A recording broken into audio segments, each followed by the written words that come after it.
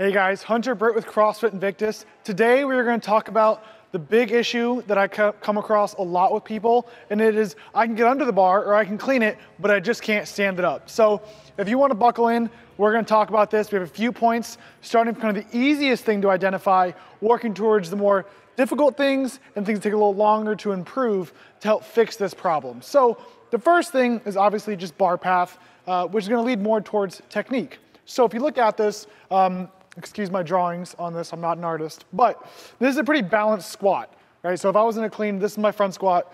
Right here, I'm gonna wanna make sure that the entire time that bar path moves straight as I catch the bar, right? There's gonna be a little in and out as I move through the pull, but when I catch it, I wanna ride the bar straight down and come straight back up. If I'm ever bouncing out of the bottom and then getting dumped forward, coming out of the squat, pushing myself back, and that bar isn't moving straight up and down, I'm losing energy out the side, right? Everything we want to do, we stay stacked, keep it in a nice line, and that's how I'm going to keep that speed going, all right? So video yourself from the side or have your coach watch you, and they can tell you, is that bar moving in the wrong direction? And then you'll be able to see if you're losing speed or energy from there. Next, this kind of falls in line with technique, but as you're working through it, a lot of times the bar crashes on people, right? So make sure that catch is nice and smooth. So one tip, keep a hook grip on the bar. If you have the mobility to, that might help it keep from crashing, which will keep it from caving over, hopefully. And then you won't have that losing the bar energy out the side. And then make sure, guys, this is a big one I see people not doing, is pressing against the belt. We put a belt on, and then we just have it as really tight as we can go, and then we do our lift, and then we still kind of collapse to the bottom. So those athletes need to focus on not just having that belt on and having it tight, but creating pressure between the belt and itself, right? That belt is providing feedback between you and your waist, right? So as you are coming down and getting under that bar for the clean, you need to be pressing against that belt with a strong, tight core, and that's me pressing against you. So when that bar lands on you and you get to the bottom and all of that weight compacts against you, is that you don't just collapse and it loses all the energy out the side, right? We want to keep that controlled and use it to come back up with. All right, so those are two to three really big things I want you guys to look at first. That doesn't really require you changing much, but just some things to think about. Next, when you look at your body setup, you might have longer femurs, you might have short femurs, you might be proportionate. Either one, it's not a big deal. Obviously, there's an ideal body position for a squat, but you have to work with what you have, right? Don't take that as a disadvantage and just sulk in it. Figure out what you need to do and we'll work past it. So if you have long femurs, you might need to change your stance, go a little bit wider. You can get your hips through, keep your chest up more. If you have short femurs, hey, you're lucky. You got it going on, right? So just be happy with it.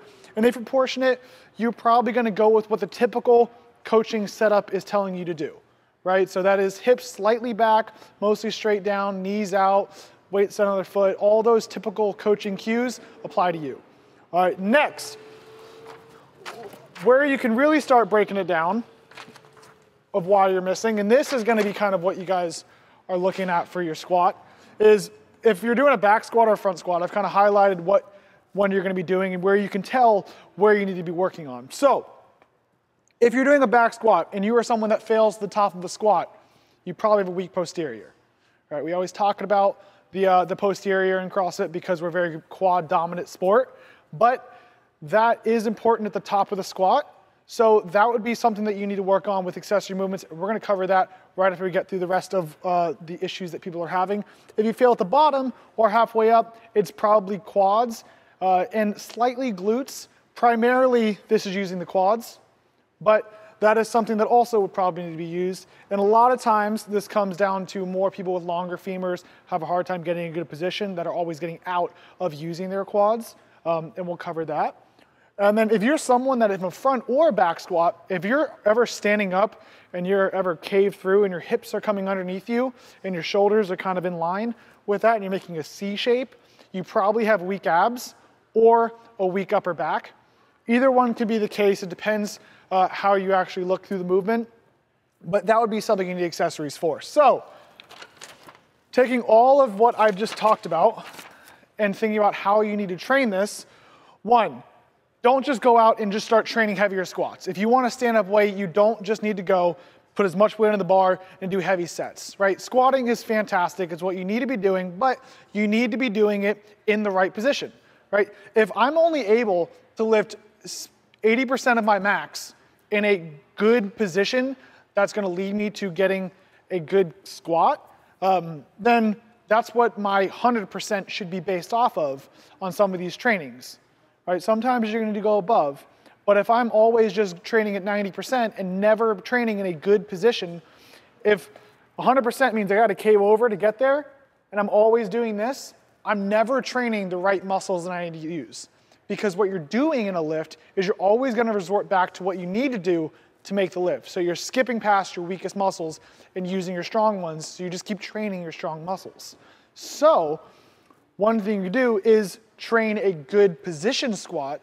So that means take the ego out and lift well, or a way to also bring this up, hop down here, accessory movements. Accessory movements are there to help attack the weak part of your body, right? So it's like filling in a puzzle, right? We build the border, we got the squat down, we get our technique down. Now we got to fill in the pieces and bring everything together to make a whole picture.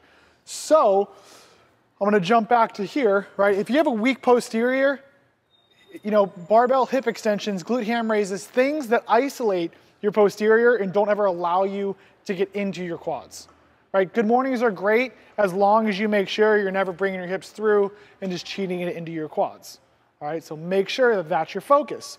If you have weak quads or glutes, same thing. Now, this one's a little bit more difficult in a CrossFit gym to focus on just your quads. A few things that do work is a belt squat. All right, so either you have the machine, which most people do not, so you can use a dip belt and stand on boxes and hold on to a pole to keep you balanced and focus on the quads. You can use, for the glutes, some type of split squat, so Bulgarian, a regular lunge, and then kettlebell front rack lunges or goblet squats.